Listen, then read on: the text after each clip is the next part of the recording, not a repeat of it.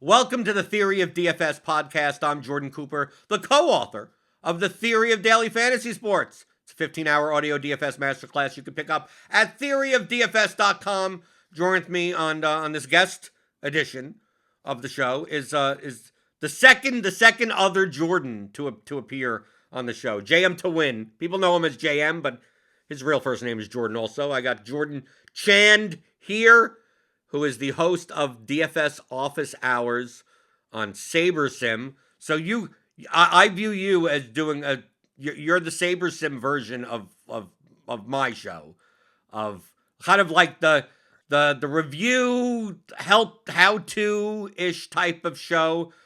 Typically later in the afternoon. What you do it at 4 or 5 o'clock? It's 5 o'clock Eastern now. Yeah. Very similar to what you're doing. I watch your show pretty often. Questions, Q&A, try to stick a little bit more to, broader general advice than slate specific advice. But yeah, very, very similar overall feel there. Right. And you do that Monday through Friday, right? Yeah. And we have a new... There's a podcast feed. I typically do not watch, but I do listen to the podcast. I can't say every episode or anything like that.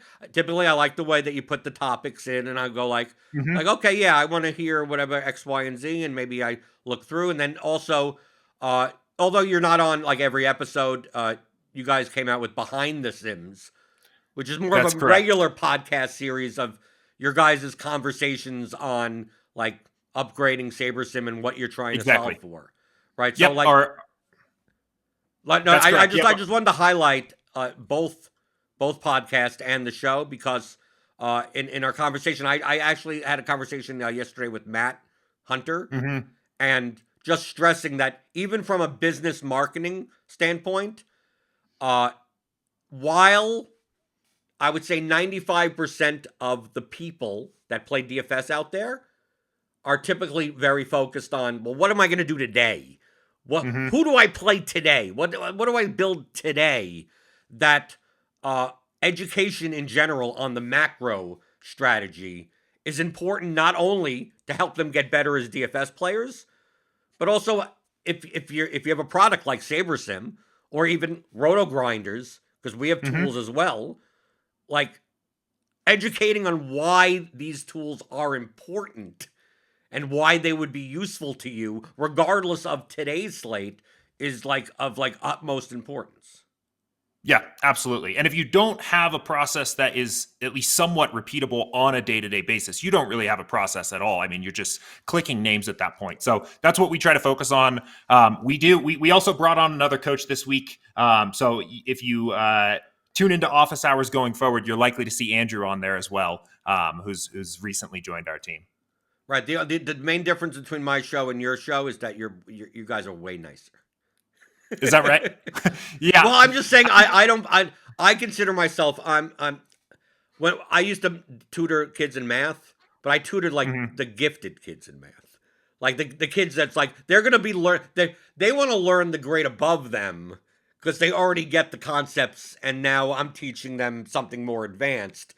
So I typically come from the perspective of like, if you're at this level, I can really help you. But if you're at below this level, that's why the course exists. That's why, instead of me having to go through 2 + 2 = 4, let's get on to algebra and geometry instead. Yeah.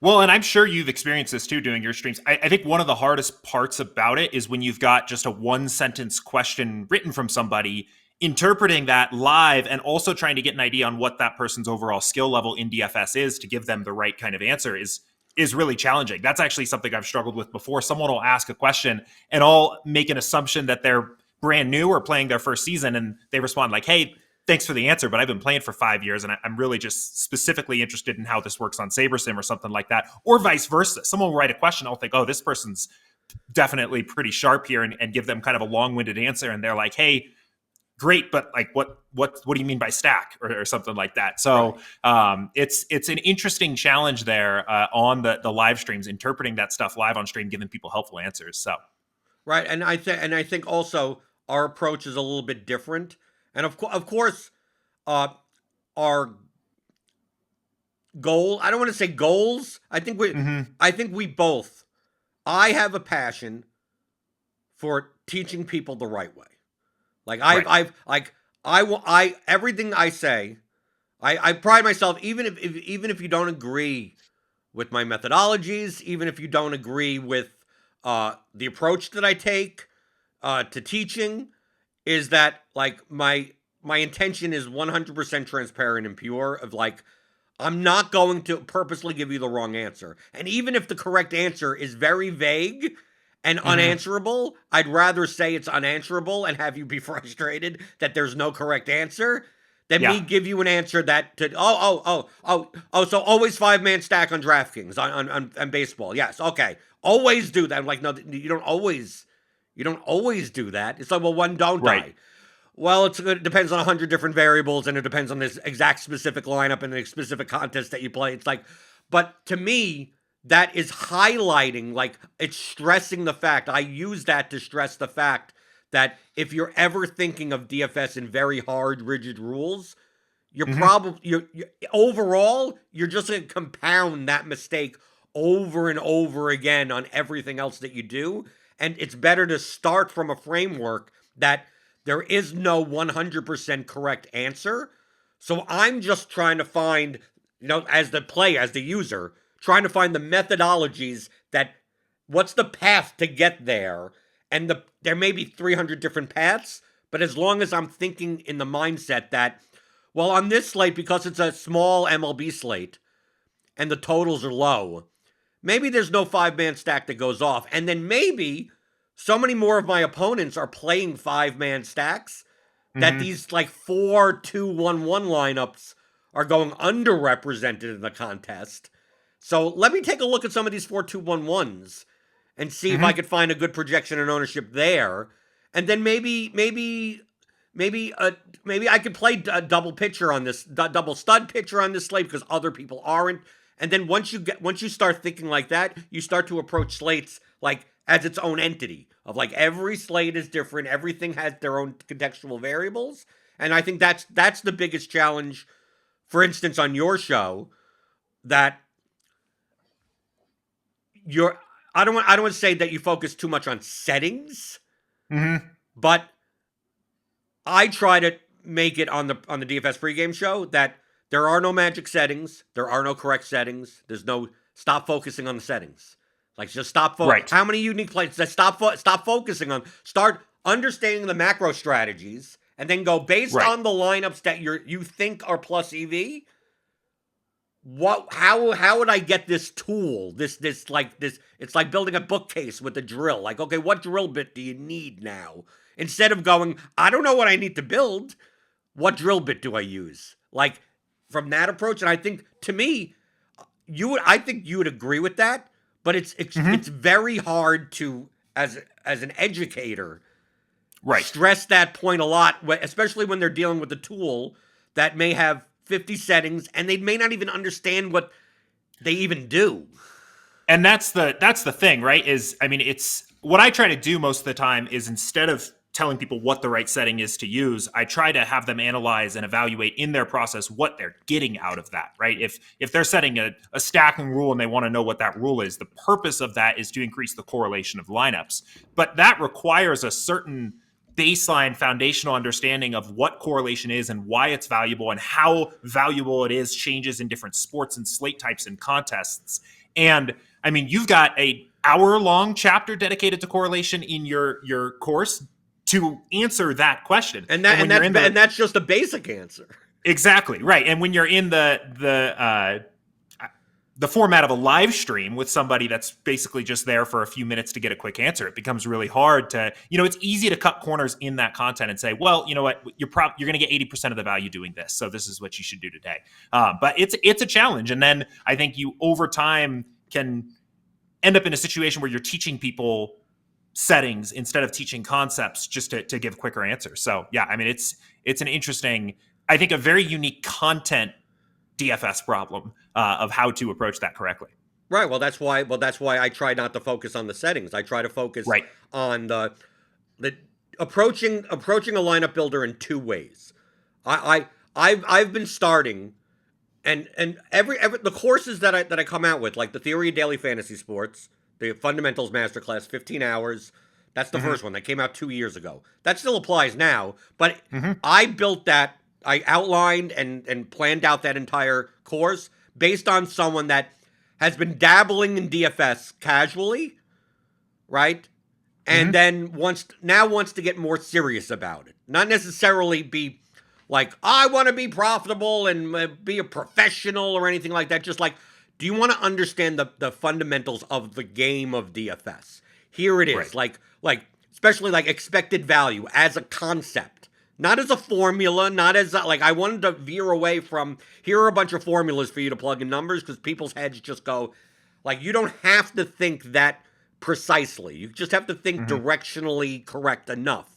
So like if people don't even understand thinking in terms of probability and expected value, like they can't really get past anything else. Like you have to get that it's not about the most probable, it's about the most profitable.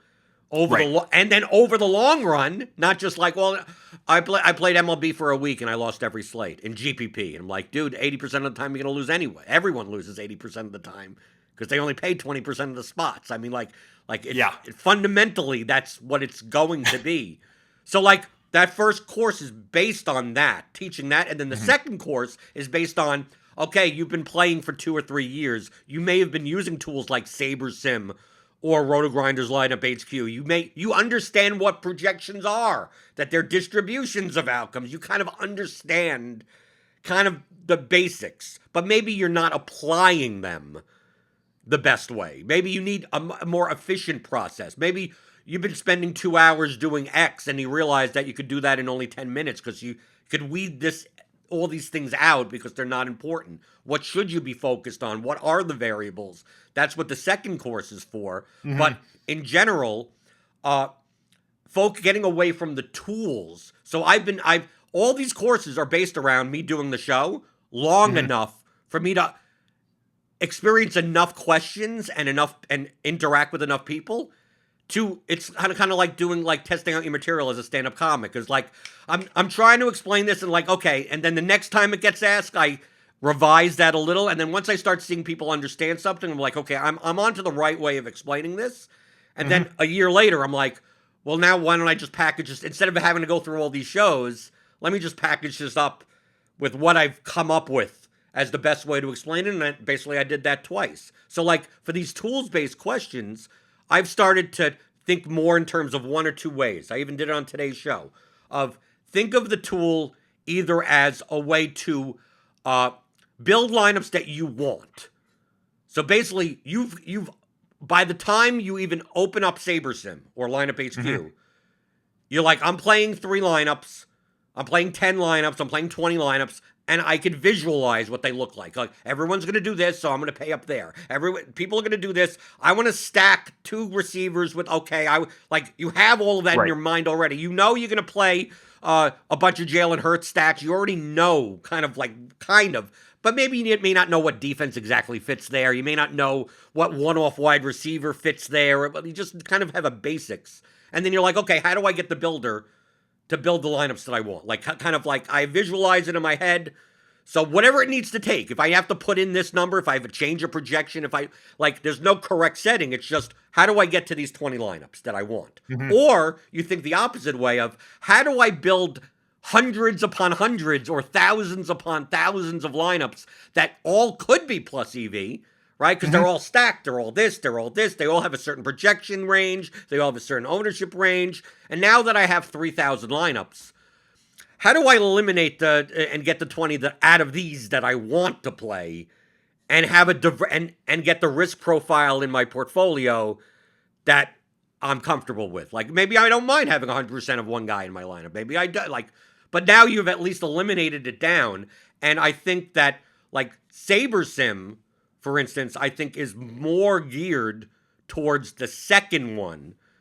Yes. And the most optimizers around the industry are geared towards the first one. Yes, I completely agree. And in fact, I mean, we've even made somewhat of a workflow based around that. I talk all the time on my streams about test builds, which is, going to SaberSim, building lineups on our default settings, which account for things like correlation and ownership and ranges of outcomes at least at a baseline level.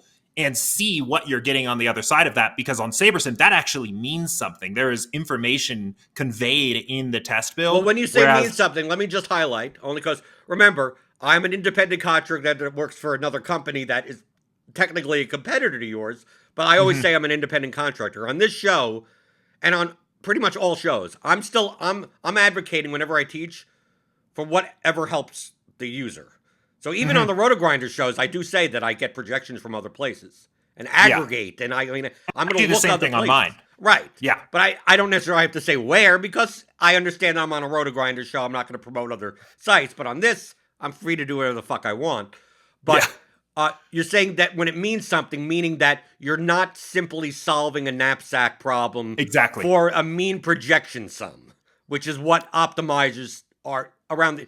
Essentially, all you're doing is putting in restraints, and then the optimizer is saying, okay, how do I get the highest mean projection lineup based on these restraints? Here's the first one. Now, based on that first one and based on the restraints, how do I come up with the second one? Oh, unique players 3. I need to find the one that's higher that has 3 different players in it. Okay, then the third one is, what's the highest mean projection sum? Like, it's constantly like that, while SaberSim is not necessarily weighted towards, like, it's looking more towards the lineup level, rather the lineup level of all the variables, rather than just simply solving a knapsack problem. Right. Yes, that's correct. And I think so. I mean, for somebody, you could approach a sport that you've never played before or are somewhat new to, and you're not otherwise opinionated about what you want your lineups to look like, build lineups using SaberSim and become opinionated, and at least have a stance, a GPP ready stance that at least that has a strong foundation because of it's including those things like correlation and ownership, at least at a baseline level. But this assumes, however, that your simulations and ownership are the most accurate. Yes, it does, right? I mean, and it's an important part of the process then. I mean, the output's only going to be as useful or as accurate as the inputs. So I think, one thing I talk about a lot on the Office Hours show is that there's a spectrum of impact and also risk you can get whether you're adjusting inputs or outputs with SaberSim, where if you're adjusting outputs, you're ultimately assuming that the inputs are true and selecting differently based on your then biases or opinions or whatever you want to call them. That's a safer way of doing it, but your impact is lower on the process as well. When you make adjustments to the inputs to the system, you are taking a greater risk. You're saying, I for whatever reason, I mean, whether you're using an aggregated projection or you're just taking a stand, if you're adjusting the inputs, you're taking a greater risk, but you also have a greater impact on the output there as well. So it's an interesting challenge, interesting balance of deciding how does SaberSim handle the different inputs? So, like, for instance, the way that since I'm a heavily exploitative style player, my opinions, if you want to use the term opinions, on ownership are much more biased than that of player projection. I'm much more willing to trust player projection inputs. So, like, if I'm using the Cardi's Blitz, or if I'm aggregating, if I'm aggregating 6 different projection sets in some weight, if I like, I like NBA, we have like minutes projections. It's like I trust the RotoGrinders team to do all those projections. They know basketball. You put them in. I'm perfectly fine that number there. But I also concede the fact that like guys like Dink and Mike Gallagher at ETR are also very good at that as well. So it's like I don't mind taking their projections either. A lot of times they're close. Right? But on some occasions, there's some weird rotation. Some guy is out. And it's like, well, if this guy starts, is he going to just play 6 minutes and then come out? Or is he actually going to get starters minutes? And there may be a difference of opinion between projections teams. And one may have the median minutes at like 28 and one may have 24. I could always just take the aggregate and just do 26. I could do something like that. But that's all based on player projections. Like, I'm perfectly willing to just give over the reins and go, dude, a model and experts putting in inputs are going to be much better than me. I'm not going to. Yeah, I agree. I'm not going to bother doing that. But the ownership, on the other hand, that's that I'm much better at. I can look across the industry and I can aggregate ownership projections, but also I can run lineups with projection sets and go, well, based on the contest that I'm playing, Jared Kalenick's going to be a one-off hitter and a lot of it says 12%. It's going to be like 18 to 20%. Like just on the base of people misusing optimizers. Like that's going to happen. Or you take a look and you go, the anti-competitive stuff of like, well, on all these sites, it shows that Bradley Beal is like the highest leverage player on the slate because he's only going to be 6% owned. Mm-hmm. It's going to make him like 10% owned. Like, because people are going to see that and play more, and that's going to adjust. So I adjust a lot of the ownership numbers. Right. But how does SaberSim, for instance, so like if I'm using Lineup HQ, for instance, it's a knapsack problem solver. So all it's doing, so I'm just getting different ownership sums, right? Or I could convert that to ownership product. Like I could judge the ownership of a lineup by some, blunt proxy with using a sum or a product. Same thing for the projection, right? I could use ceiling, I could use something like that. But in SaberSim, you're weighing these things together. If you're running your own simulations, let's say I put in a different projection. If for instance on an NFL slate I go, well, you have Tyler Lockett's, median at 13, floor these percentiles, and I'm like, I'm going to change that. Like, you're not rerunning a simulation based on my projection. So what is it? If I would to put my own stuff in, like, can SaberSim still work as an optimizer by grading? Like, can you grade out my lineups? And are you still just grading based on your sims or my projections? Yeah, no, so it's an interesting question. So we don't rerun the sims based on your projections, but we alter them. So let's say, you have Lockett at a mean projection of 13 points and you adjust him to 15. We adjust Lockett's output in every game we've simmed for his game by that same difference. So his fantasy point production in every game sim is now 2 points greater. In the sims where he scores 30, he's now scoring 32. In the sims where he's scoring 1, he's now scoring 3. And how does that affect all the other players in the game? They're not affected in that situation. Yeah, but shouldn't they? They should. So let's say Jordan. I'm using an extreme example just because teaching an extreme. If I set Lockett's projection at 120 points as a mean, I mean obviously that's ridiculous.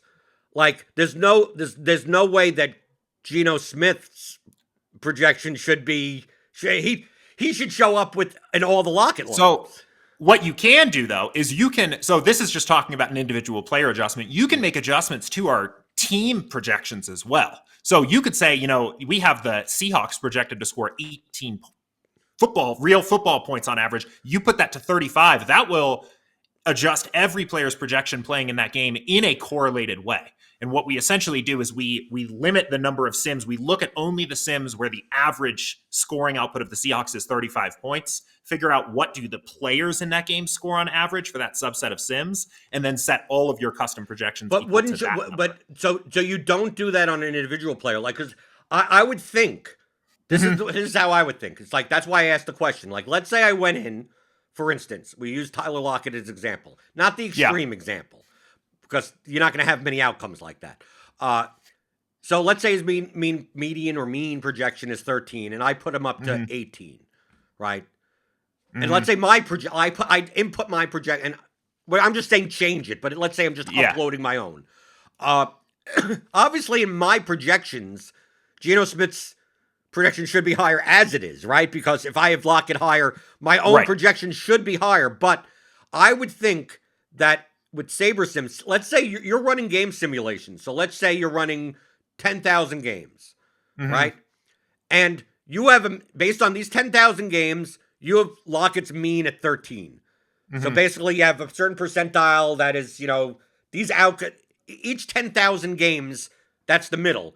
If I changed his mean to 18, like, basically for all the rest of the players in that game, shouldn't you take the 10th? So like that score total, shouldn't technically, once I bump up Lockett's mean, let's say his floor and ceiling, we're going to use very nebulous terms. Floor, let's say his floor and ceiling was 5 and 15, and his median was 10, right? Just to make it very normal.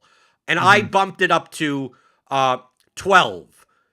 Shouldn't you then go into the Sims and go, we're just going to run the games out of the 10,000 where that set of so basically we're going to start eliminating the 0-point games and the 1-point games, and we're going to start weighing higher the 16-point games and 17-point games, and then the games where he scores 17 points, we're going to now adjust that we're just going to choose those games. So obviously Geno Smith has a higher score in those games rather than the 0-point games. That, in my head, the way that I know that you guys work at SaberSim, it feels like that's what it should be doing. And what you're telling me is that it doesn't really do that. I mean, it's... I think you do run into a bit of a challenge there because most of the time, I mean, in this perfect example where you're just adjusting Tyler Lockett's projection, like, yeah, I think it makes sense. But most of the time you would end up in kind of a recursive problem where, Geno Smith's projection has also been uploaded. So now you're ping-ponging. Geno Smith affects Tyler Lockett, and we're reselecting the Seahawks game this way and that way. And right, because imagine, I understand what you're saying. Imagine if I adjusted Tyler Lockett to be a mean of 50 and Geno Smith to be a mean of 4. Like exactly. Then all of a sudden in your 10,000 games, there's no outcome that happened. Like it's a first quarter Drew injury. Lock throws 4 touchdowns. Right. It just, you don't even have a sample size to even pull anything from. But I also highlight the fact that if you're uploading your own projections, if one player is like any correlated players, based on the projections that you build, should already kind of take that into account. That if you have a higher projection on a quarterback, you would expect that other teams, the team's receivers, to also have a higher projection as well. And the other factor that comes into play there is the correlation between those two players. We calculate the correlations there. So when you bump up Tyler Lockett's points, you're going to get more Tyler Lockett. And that means in the actual process of building out the lineups, you are likely to get more Geno Smith because you want more Seahawks stacks, even if Geno's projection hasn't changed at all. So, I mean, because I think that the main thing that I'm just highlighting is that I think that a lot of the stuff that you're doing at SaberSim is in the right path of as far as what settings should be in an optimizer. Right. The only difference is that it needs to be done in a way where a user doesn't necessarily have to trust your project. I can upload my own stuff and it still selects based on something that I don't have to write myself. So like to me, the biggest issue with optimizers is clumping. The biggest issue because that's what you're doing, is that you're using very blunt diversification methodologies just so you don't have Saquon Barkley in 98% of your lineups. So you're like, well, I only want 20%. And then once you start getting into these min-max exposures, you're getting away from the wrong... Most users think you're solving a problem of above the field, below the field ownership, when in fact you're just solving a diversification problem in your portfolio. So one of the highlight things this is why I don't like focusing on settings, is that, and I always make the example of, you have 50% of player A, 50% of player B. They're both 25% owned. So you're like, oh, I want to be double the field on both these players. Then what ends up happening is that you build 100 lineups, and half of your lineups have both of them, and half of your lineups have none of them.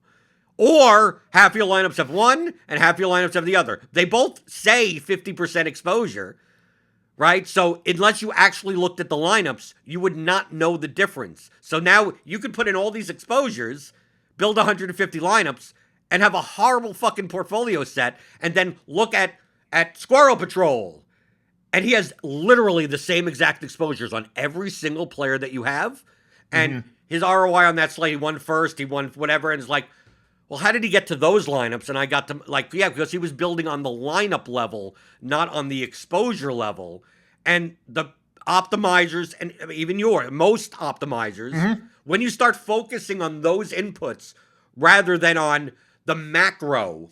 And this is with the conversation that we started on Twitter, because I was listening to Behind the Sims, and I'm like, why are you guys trying to solve the wrong problem? It's like, stop trying to solve for the right settings, right? Because there are no right settings. You highlight the fact that like, no, this is how you're supposed to put in your opinions. But really, that's not what you're selling. Like you're selling. Like I'm doing this as more of I'm putting on my marketing hat now. Yeah. Right. As someone that has done digital marketing for 20 years, and it's like it says on the front page of your site, winning lineups fast. The pros may have more time and a bigger bankroll than you, but that doesn't mean you can't compete. Obviously, we know that the bigger bankroll doesn't matter. I know the messaging. It's not technically true, but I understand the messaging. You just need the right tools. We crunch the numbers for you so you can build winning lineups fast. If you can't spend all day on DFS, you need SaberSim. So from the marketing message to me is that if you have the ability, which you guys do, if you trusted your Sims, and that's the number one thing. I'm not saying not to trust it, but even with the Blitz, when people ask me, oh, you just build lineups from numbers?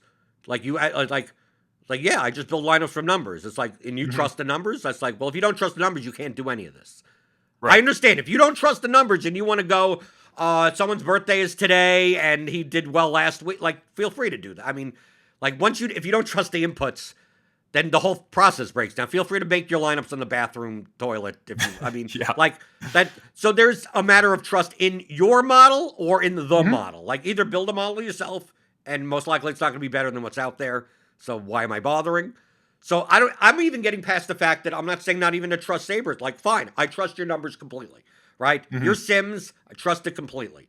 If you're telling me that I have to put in settings to like, oh, well, these aren't the best lineups. You have to put in which ones do you want and blah, blah, blah. It's like, well, your marketing, like, you already ran all the Sims and the crunches and the whatever. Like, why can't just, I'm playing, let's say people that don't even understand contest dynamics, and you're just like, just give me 5 profitable lineups. Like, just why can't you just give me 5 profitable lineups? Like, but of course, they don't take into account the standard deviation of the lineups. They don't, we both know this, but what is being sold is, well, why do I have to put in any settings?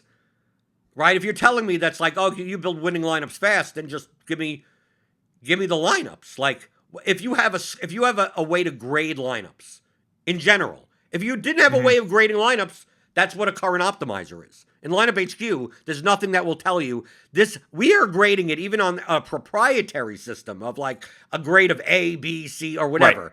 Like, if we're telling you that this is an A lineup, and of course, we can only grade it based on what contest are you playing, the ownership of like all these contest variables. And we go, okay, this is a B+ lineup for this. And then you'd also have to put in a standard deviation metric or proxy of like a grade of like, yeah, this lineup, when you stack against Jacob deGrom, like, this lineup is plus EV actually. Yeah. But it loses 99. It doesn't even cash like 99% of the time, but it wins enough first place finishes that is technically a very high EV lineup.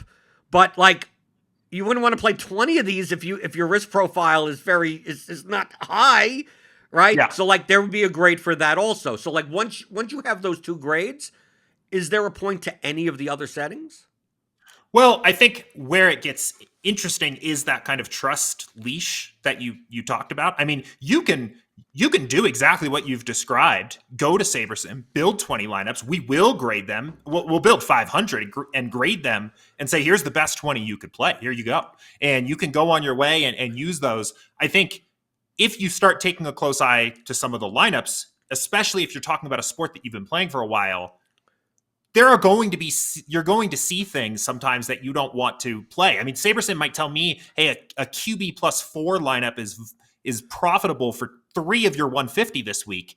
And I might disagree with that. And I mean, I've been playing NFL long enough that I just say, you know what, I think we might be over projecting correlation between these 2 players just enough, or we might have just a high enough 99th percentile of this game that it's overweighting the probability of this happening. And then I'm removing that stack from the portfolio. But once you kind of open the door for that, which we have, and we say, there is value that can be added here, then all of a sudden the game switches to control. And it's like, how much control can I have over these lineups? And that's kind of the delicate balance that we find ourselves in most of the time, of trying to build, the most GPP ready lineups out of the box, while also maximizing the amount of control for people that have the skills to add additional value to what we're doing.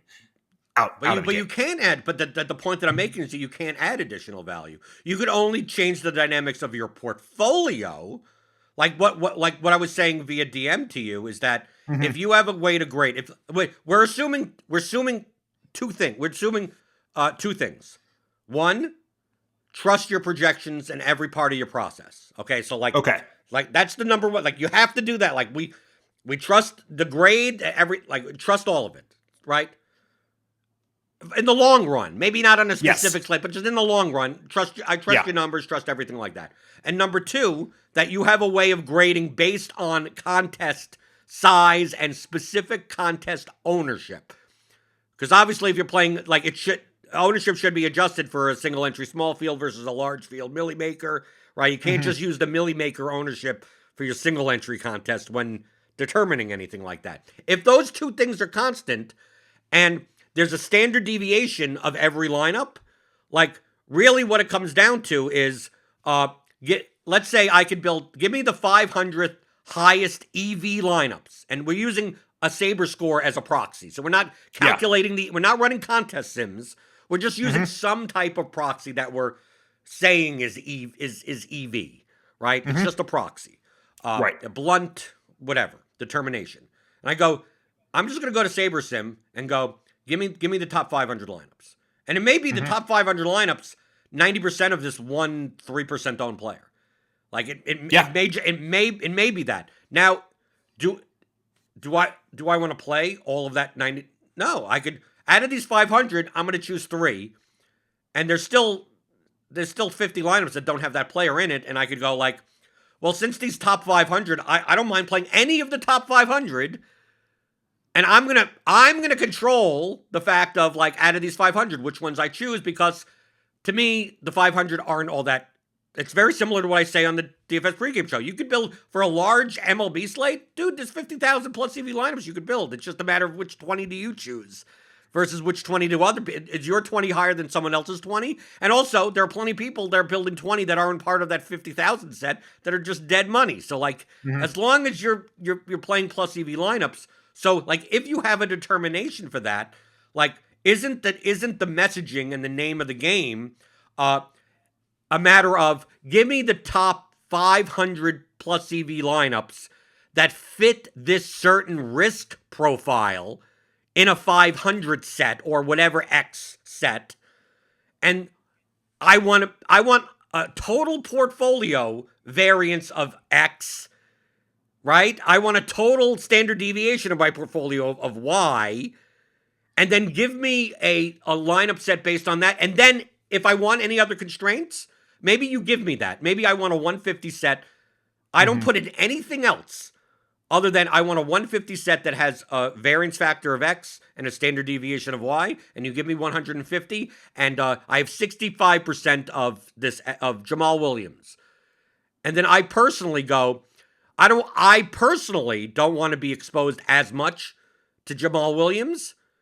I'm going to cap him at 20%. Now, I want you to give me the top 150 that still contains the X and the Y. Because obviously, since Jamal Williams projects well and is owned more, you're going to start giving me more Jamal Williams lineups that are still plus EV. But since I'm keeping my variance factor low, you're not giving me these very high standard deviation lineups of, like, nutso lineups that you have as plus EV that rarely ever return anything, but win first in the milli once in a while. Like to me, that's what when we talked about in the very beginning of the first approach of envisioning your lineups, telling the builder what to build, versus building a lot of lineups and then telling the builder building a lot of good lineups, not a lot of lineups, but a lot of plus EV lineups, and then telling the builder what to eliminate based on whatever whatever way you want. And then as long as you have a way to, like, have the user build a maybe certain users like, no, I just want to bet the best shots at Willing the Millie Maker. It's like, here you go. Here's some 0.37% owned players in your lineups and everything. Like, you're more than welcome to do so. And then maybe that type of user sees that they're getting, based on that setting, on risk profile, they're getting 73% of Chris Moore, the third wide receiver on the Texans, and they go, well, I'm gonna cap him at 10%, and now you're getting the third wide receiver of some other, like, it's still conforming to those X and Y, the standard deviation and variance factor. It's just now we're gonna make sure to keep, basically you're telling them, you trust our sims, you trust our projections, you trust our ownership, and we're gonna make you a profile, a portfolio of any amount of X lineups you want for whatever Y contest you're playing that fits that profile. And if the profile is, I want the lowest variance possible and the lowest variance factor, and I'm playing the $9 slant or something like that, it's like, oh, you want 20 of those lineups? Here's kind of like cash lineups with a 1v1. Like, it would just give you those, because obviously, like, it would reduce the correlation. It would reduce all of that and go, here are the lineups that are more likely to cash, but probably never affected win. Like, once you have those numbers. So why can't you just make, once you do that, do you need unique number and unique players? Do you need number? No. Do you need randomness? Do you need any of that? Because you already have all these other things. You already have the two things to grade lineups, and as well as a portfolio. You just have to put the slide. You basically just have to put the sliders in to say, build me this set for this thing, and then the control element. You could then use education to say, no matter what you put into, no matter what constraints you put in, we will always give you plus EV lineups, unless they put in some fucked up thing that it's like, then you put up with like, no, based on you want to play 100% of 3 injured players. I'm sorry, we don't have any plus EV. Like, there aren't, like, yeah, we know that you want this, but most likely under the play whoever you want banner, you could click if you wanted to lock in an injured player with a 0. I guarantee you that SaberSim would be able to show you at least some plus EV lineups that cash enough with a 0. Like imagine a $2,500 tight end that's injured on a slate where no tight end scores more than 8 points. Taking a 0 at tight end or taking a 0 at defense, like, there are still plus EV lineups there. So do you at least understand what I'm saying? Like, then we could just take the whole thing and say the settings don't matter anymore. Like, it just comes down to risk profile. And wouldn't that be so much more sellable than anything else out on the market? Yes, in theory. I think there's the assumptions that you named at the start of this are 2 really big assumptions. The first being, our models are perfect. You can trust us completely. I think that's probably the most difficult. It's never going to be perfect, but I mean, isn't that what you're selling? You're selling. I'm looking at the SaberSim site. It's like, you're promoting the fact that we have the best projections in the industry. We do the sims for you. We crunch the line. Like, it's not. You would be promoting something else if it wasn't. So, like, who would look at that and go, yes, I want the best projections. I want the best sims. But then once I get to the tool, I don't trust you. Like, that, I don't see. Like, if you're paying for something, it's just like with the blitz projections. Like, if you go into the blitz, like, dude, let me tell you, like, there are tons of 95% of people that buy the blitz, I could tell from the blitz chat in RG, don't understand projections. Like, they don't fundamentally understand the distribution of a range of outcomes. You know what they do trust? They do trust Derek Hardy. And if Derek Hardy says that Geno Smith or Matt Ryan stacks are good, they play them because they trust the blitz. And of course, on a single game, they're like, the Seahawks only scored 7 points. Was the blitz wrong? It's like, it wasn't wrong. It's a range of, like, they don't understand projections. But it seems like Hardy gets tons of sales and people plug them in and they use them. And I don't want to come across like I'm saying you can't trust us in that way. I think, ultimately it's been an interesting challenge for us since we've put out some of the more recent features like new rules and lineup settings and things like that to explain well how somebody should go about using them. Because in theory, the perfect user of SaberSim probably isn't using them at all for the exact reasons you have described. Because At best, you are doing things that we have already accounted for and maybe making slightly incremental improvements, squeezing out the tiniest bit of additional EV at best.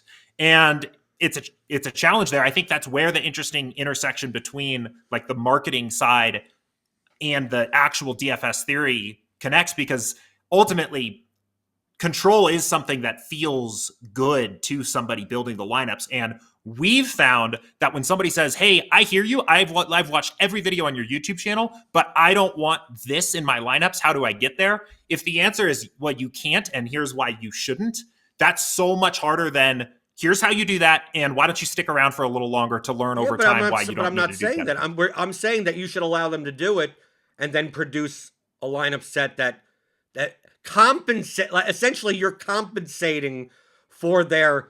And that does happen. Right. So that happens. But you're not getting any diversification set. What I'm saying is that like we're having the message of, no matter what, you can you can choose whatever players. You could choose whoever you want. You could choose whatever. If you want to lock certain stacks in, more than welcome to do so. You only want to play 5-man stacks. I only want to play 5-3 lineups no matter what.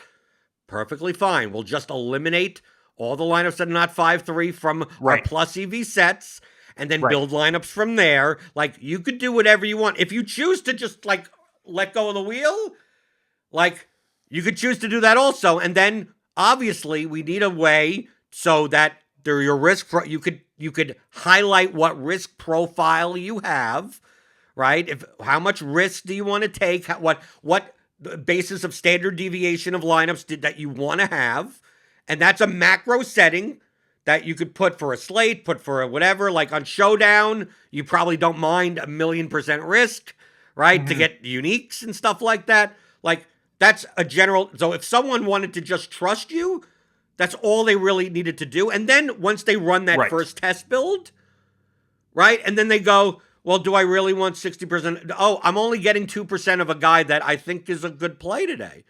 I'm gonna put in 20 because I want 20.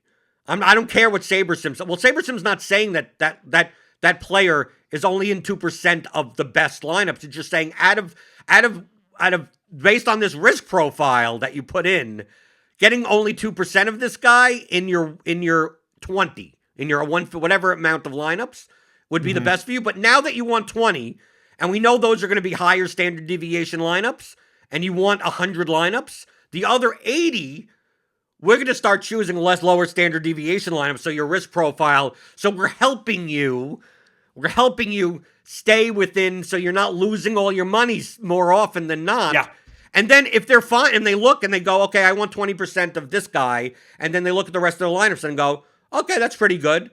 Like, they know that that you cared for them enough. And if they look at the rest of the lineups and go, no, actually, I want more of that guy and I want less of this guy, like, no matter what they do, like, you will keep to that risk. Because once you eliminate that risk profile settings, now you're letting the users get in the Lamborghini and go and drive, and they don't realize that they're driving possibly off a cliff, even trusting your projections. So, like, putting that in rather than allowing them to go like these blunt. I'm not saying you could, if you want to put in number of unique players, if you want to, you could leave all that type of stuff in. You know, how much randomness, how much this, how much that, how much running back in the flex versus wide receiver in the flex versus tight end in the flex, the stack combination. Do you want run backs in your lineups or anything like that? Maybe they do the same thing. I want 20% of Nico Collins today for some reason. Okay, we're going to build 100 lineups that have this risk profile. But obviously, since these are higher risk, we're going to have to kind of de-risk a lot of some of these other lineups to keep your portfolio intact based on your settings. I mean, if they choose the risk factor 100%, basically they say, just give me the best and I don't give a fuck. And then let's say they go in and they go, I want to make sure to never have only wide receiver 100%. So they look in their 100 lineups and they go, there's a running back flex, and go, I don't want running back flex. And they go in. So now you're building their portfolio again and just selecting from lineups that have wide receiver flex, or just have a certain, I want to run back in all of my lineups. I don't care if it's I don't care if it's 2+1, 3+1, 1+1. Just I want a secondary correlation. And I want a secondary correlation of one wide receiver on the other team and a player on the other team in 50% of my lineups.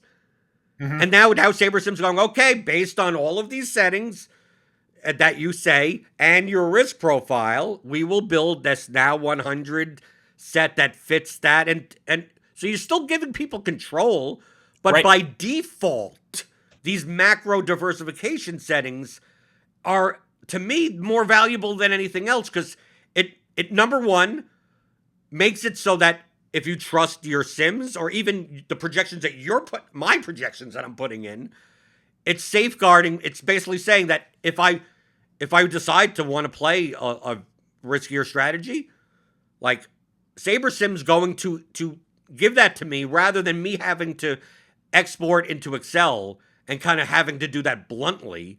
Like to me, that's the marketing message of like you get the best projections, right? The marketing of the best projections, the optimizer that doesn't do what other optimizers do, and it's like that, like H&R Block says, if you're doing your taxes, it's like there's always some guy in the back saying, if you ever need any help, we're back here. Just realize you're going through our system, and anything you put in, we're gonna always pop up and say, are you sure? Are you that once you put this in, we could help you get a bigger refund, if you knew that in the back end, that no matter what portfolio that you build, that it's not going to just solve a knapsack problem, that it's going to give you the best lineups that it could possibly can based on that, as long as the portfolio is risked appropriately for the contest size it's in. What better, I can't think, dude, I'd be using it. It's an interesting idea. I mean, we've talked about this a bunch on our end. I think overall, that portfolio management side of things is under discussed and underutilized just in DFS. I think it's the next wave almost. And it's something we've talked about a lot on our end. I mean, at the moment, SaberSim can do basically everything that you have described up until that last moment where we're essentially maximizing EV and not always focused on risk as a portfolio, risk management, right? I mean, risk management is something that is left to the person building their lineups to do with mostly blunt tools like player exposures. Right, but the problem on the show all the time is that people don't understand the difference between risk management and strategy.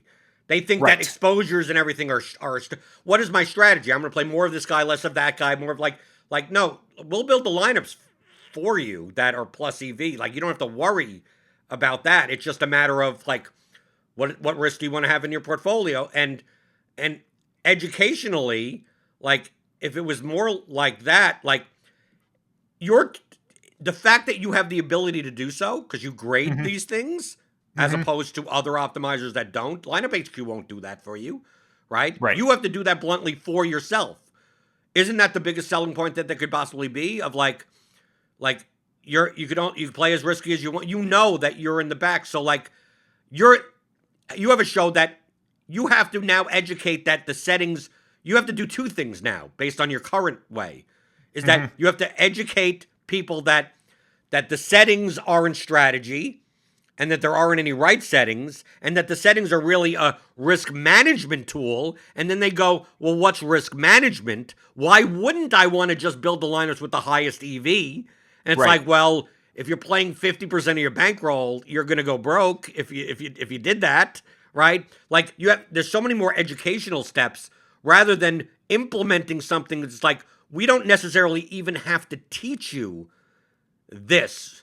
We just have to say, if you want us to make sure that you're not making too risky mistakes, and your line of portfolio will still be good enough, you're more than welcome to let us do so. And if you don't, then fuck it, just uncheck it and then whatever. But that, to me, that I can't see we could help instead of saying we would build winning lineups and blah blah blah blah blah, you say, we can guarantee based on our sims that any lineup that you produce through our optimizer is plus EV in the contest that you're playing based on the projections and the ownership that we currently have, which we think are the best in the industry. And how you choose your lineups is up to you. Right? It's yeah. Like there you go. Yeah, I mean it's compelling, obviously. I mean, I think building out the portfolio management tools and more things like that is something that's on our radar. That's something that we want to do. I mean, I think it's the direction that it makes sense to go in, because at the moment, all of those lineup grades, all of that stuff like that is on a per lineup basis. It's there, but it's on a per lineup basis, right? Right. Yeah. That's what I said. So you've solved the problem, and now I'm listening to Behind the Sims, and like a lot of the Behind the Sims was like you're back testing, like all these episodes. A lot of these episodes were you guys back testing slider settings based on historical data and slates. Yes. And I'm listening to this going, this methodology is flawed and not useful, because I don't care about these are diversification settings. They're not strategy based settings. So on the slider back testing that we most recently done, that was done in exactly the way that you're describing here. That was done what maximizes upside and minimizes risk amongst the portfolio of lineups that we build. So that is already taking into account risk across the entire lineup portfolio. There.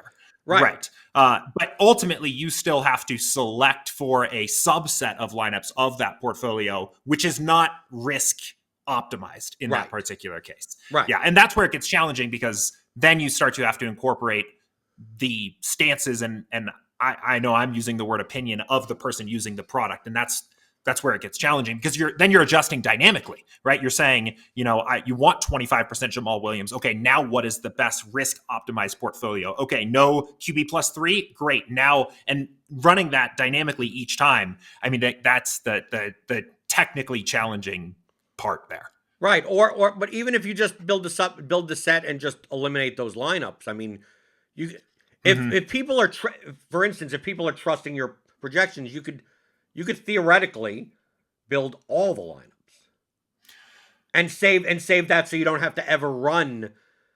Well, I'm thinking more as a programmer of like behind the scenes, literally create all of the possible lineups, and then you never have to 25% Jamal Williams. It's like, well, you're not running any lineups anymore. All you're doing is, we're only choosing from 25. We're only going to choose from this sample. Right, and spit it out from there. So there's going to be no processing time to do so. Yeah, except for the upfront part of building every single lineup, which in some sports is nuts. Right, but I mean, you don't have to build some type of global, like in baseball. Like, dude, you don't have to worry yourself about the relief pitchers and the subs on the bench, the pinch hitters. Like, you could kind of eliminate, like. You could have some way of saying reasonable, playable lineups, right? To some extent, lineups that only spend $20,000 in salary in baseball, just throw out. Like, you could throw out a lot of those combinations. Yeah, I think that it's probably still billions of lineups for like a large MLB slate, even adjusting for, I mean, even with a min salary of 48,000 or something like that, and a relatively high minimum projection floor, I think the number of lineups is still massive. Yes. I mean, obviously that would be the perfect implementation of like a DFS process, would be to build every single lineup you possibly could, have some objective way of grading all of them for the contest you're playing and entering those. I mean, that is clearly the best way that you could play DFS. Why don't you guys hire Nerdy Tenor then? Yeah, I mean, I think, and having them. I mean, you're essentially describing what he does. Yeah, I mean, I think the challenge is actually like doing that, obviously. I mean, I think the other thing that's interesting there too is, right now, we select from a subset of our sims and hand those lineups to anybody that goes to build lineups on SaberSim. And because you're not selecting from the entire pool, you are there's some level of randomness. We're basically saying that the noise of our sims, the noise of the accuracy of the sims means that there's probably a ton of lineups that are very similar EV, and we can safely hand people different, buckets of lineups as they're building. If you had every single lineup you could possibly build and every single one of them was rated, the best overall lineup for a given contest would be identical for every single player. And then you have an interesting problem of like, is that still the best lineup if 2,000 people go and enter that all into the same contest? And you have this circular issue of a lineup can actually become degraded because it's being played. Of course, I know.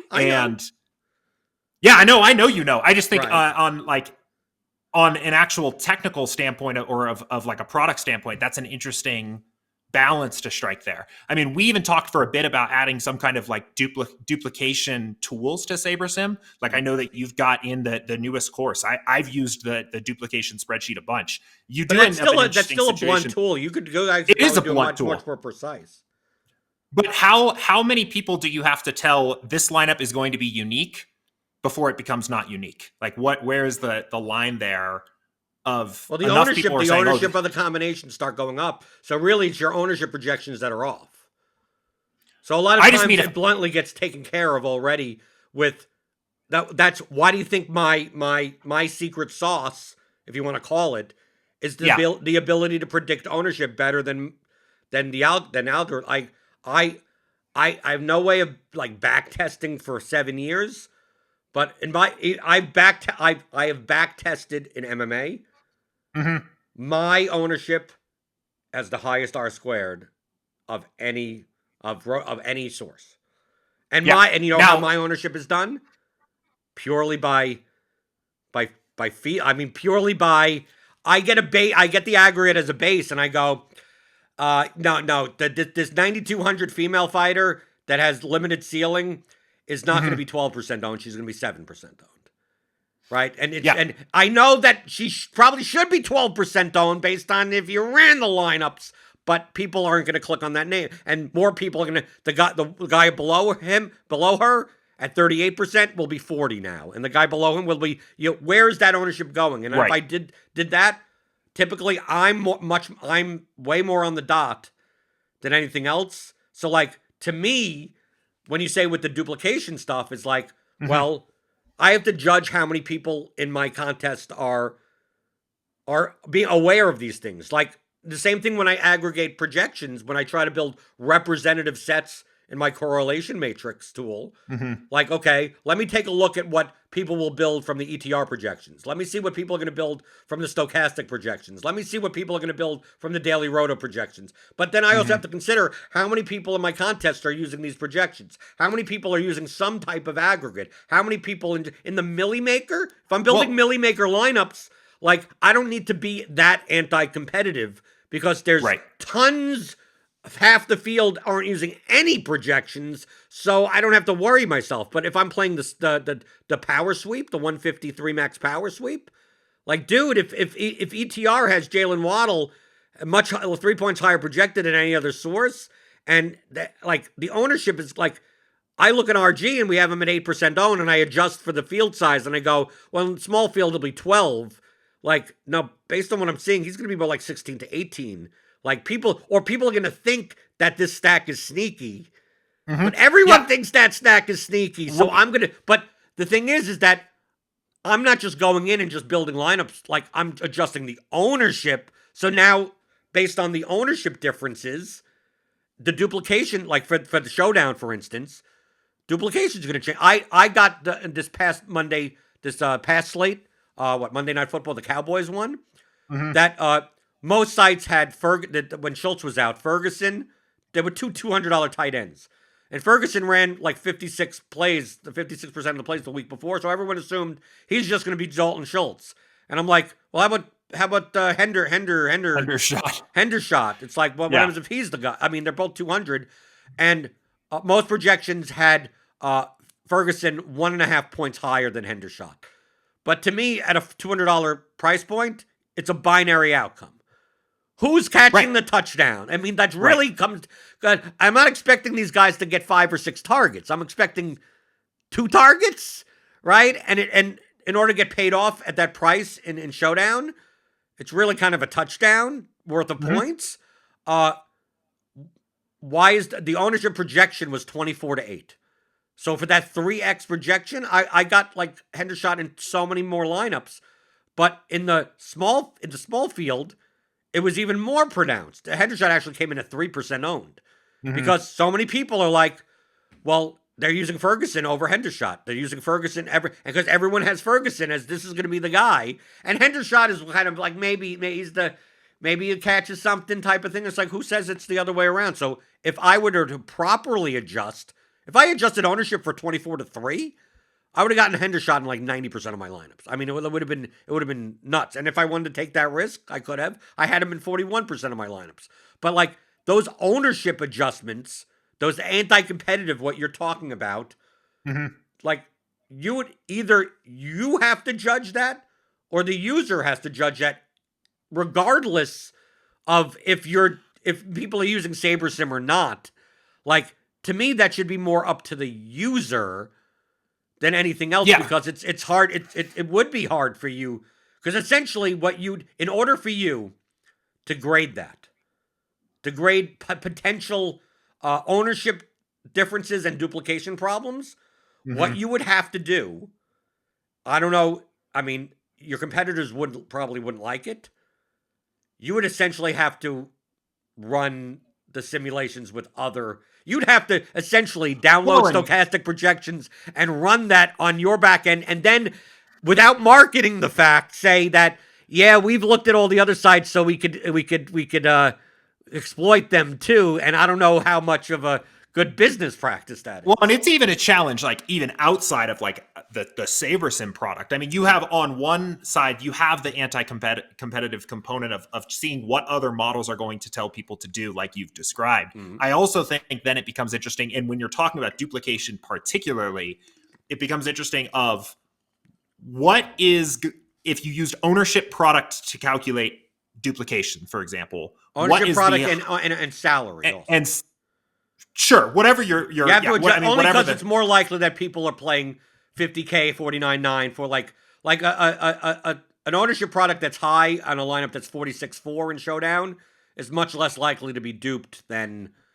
It's the same thing with the cheap captains. Like I rarely ever play cheap captains because even at 0.5% owned, it's like almost all those lineups. There's only so many lineups, right? There's only so many combinations of lineups, unless you leave 8,000 on the table, and then once you leave 8,000 on the table with a cheap captain lineup, your win probability just like dives to the point of stupidity. Right. But like, what is the highest EV predicted lineup to be unique using the Roto-Grinders projection? Then what is the highest EV predicted to be unique lineup with the Osimo projections, and so on? And how likely are those lineups to be actually unique if there is some publicly available tool out there identifying them as such? Right. And then the rabbit hole just starts going deeper from there of like how, because duplication is such an interesting problem where the lineup going from unique to one dupe is such a big change on that lineup's EV that you can't really afford to be very wrong at the extremes. The worst scenario to be in, the worst scenario is playing low win probability lineups that are duped once. Right. Yeah. Like that. I mean, like obviously the worst case is that low probability lineups are duped 100 times. But I mean, like if you're off by that much, that's why like in looking through, because I've been using the Theory of DFS tools, theoryofdfs.com, and I've been studying MMA for so long because during COVID it came back and I'm like, I'm going to solve this. This is like NFL Showdown, and downloading the CSVs, I saw so much suboptimal play that I'm like, I'm going to solve this in the best way that I can, bluntly. Right. And then like I would see that there are people that are playing tons of unique lineups, but based on at least my blunt calculation, their win probabilities were so low that I'm like, is this even profitable to do at a 150 level? That it's what? Yeah, I want it. Yeah, you're right. I want unique lineups, but to what extent? And then I saw on many MMA slates that the highest EV, or at least EV by proxy lineups, were lineups that were duped 2 or 3 times. like that had an adequate enough win probability, but only duped. It's me and 2 other people. It's me and 3 other people. That once you start getting past 10, starts dipping dramatically down.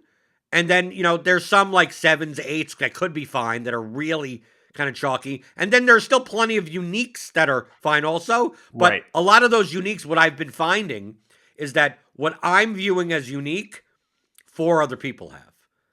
Right? Like it's coming up as unique. And exactly. Then, and then there are also certain, but there are also, the funny part is, there are certain lineups that I predict to be duped twice that are duped twice, that are duped 3 times. Like it seems the case that you're saying is absolutely correct, that there are a lot of people optimizing for uniques, that if you're just optimizing for uniques, you're either getting a dupe of 2 or 3, or in order to get those uniques, your win probability is going way down too far, that I find that if you optimize for like under 5s, since there aren't many people, they're accidentally getting to under 5s by playing uniques that other people think are unique, or there are people that are just playing a lot of chalky lineups that are over 5 anyway, right? So to me, like those are the highest EV lineups of like, if I had 150 lineups in MMA, and I want the highest win probability lineups that are duped under 5, and I think in the long run, that would be the most profitable portfolio, based on the fact that it's more and more unlikely that you're finding uniques that have a high win probability. I mean, I see people on slates that have like minus 500 fighters, 3 or 4 of them, and like really barbelly, like very lopsided fights, and it's like average salaries 47.3, and I'm like dude, like yes, you got 100, you got 142 uniques, but I'm looking through these lineups with 5 underdogs in them, going. No shot. I'm not saying they have no shot, just like in comparison to the betting lines that there are, that it's much more likely, like, fine, play 3 underdog lineups then, right? Okay, fine. Then now your win probably starts going up more. But it's so much more likely on this slate that it's more likely, I found that on those types of slates, it is more likely, a lineup that has the highest scoring losing underdog is more likely to be the optimal than a 5 underdog lineup. So it's like, if the losing underdog could be a stack. It could be a 3-round fight. So a 3-round fight stack with the highest losing underdog has a higher win probability, and it's more likely to even be unique because people don't stack 3-round fights, at least not on purpose. That lineup would be better than 5 underdog lineups on that type of slate. Now, on a slate where the biggest favorite is only minus 180, then I'm building a lot of those types of lineups. So it's like simply going by uniques and stuff like that. I know we're getting off the course of like the anti-competitiveness of people using the same tool, but it's all related to that I don't believe that you're almost putting the cart before the horse. It's like you're already coming up with the what do we do 10 years from now? Like now, instead of just doing what would be right now and then worrying about that 10 years from now. So, I mean, do you not think that what I'm describing here is an issue in DFS in 2022 then? That we haven't arrived at that yet? Oh no, not in the classic sports.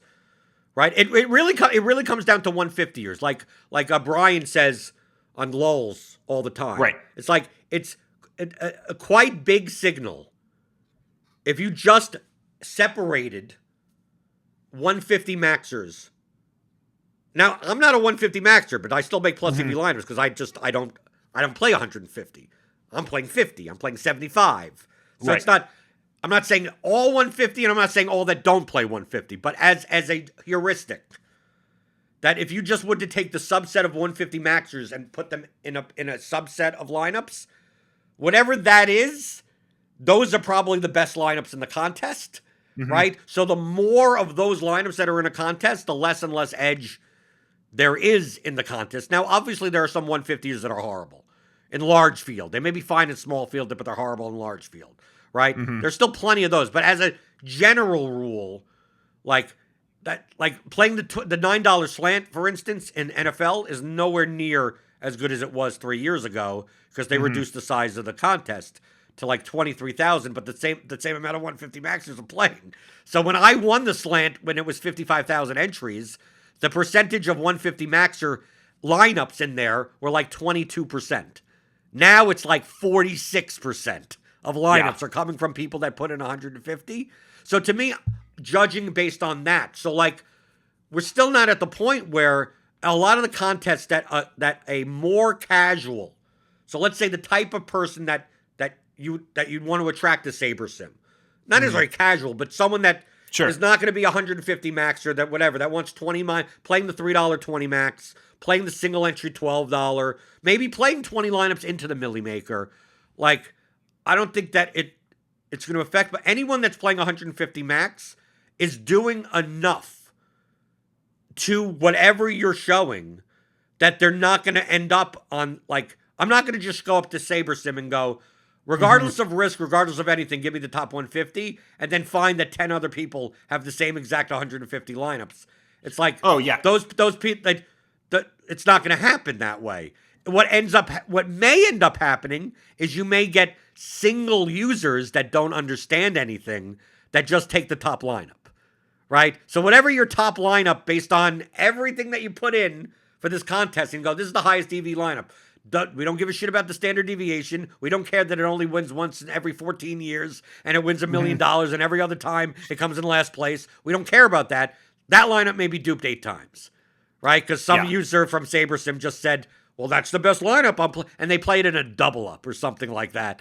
And you're like, no, that's right.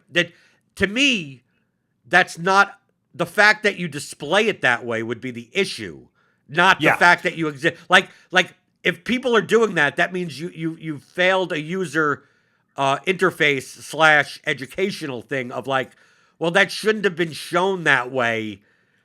Like there's something in the user interface where it shows that this is the highest profitability lineup in the long run, regardless of risk, regardless of everything, for the largest possible field content, like some way of showing that, or just not showing it, where you can't just simply like on SaberSim, because this is the question I was going to ask before.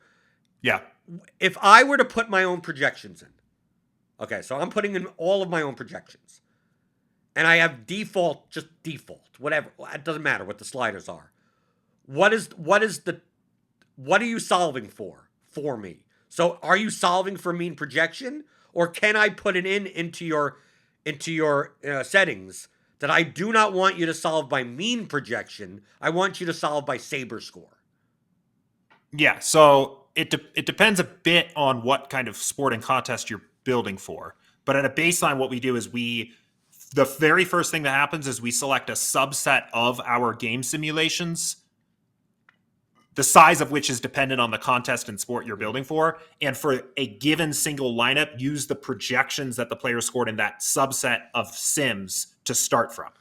From there, the lineup is constructed and those projections are adjusted based on the player's ownership, as well as how well they correlate to the players that have already been used in that lineup. And a single lineup is constructed that way. Then we move on to the next lineup, which is a totally different random subset of game sims. So for NFL Showdown, the sim used to build each lineup is a single game of football. Right. For a baseball 15-game main slate, you might be using a bucket of 30 different sims of each game, because we don't need to get that specific into a singular game outcome to beat 10,000 other lineups in a baseball GPP. So that's how the lineup is constructed.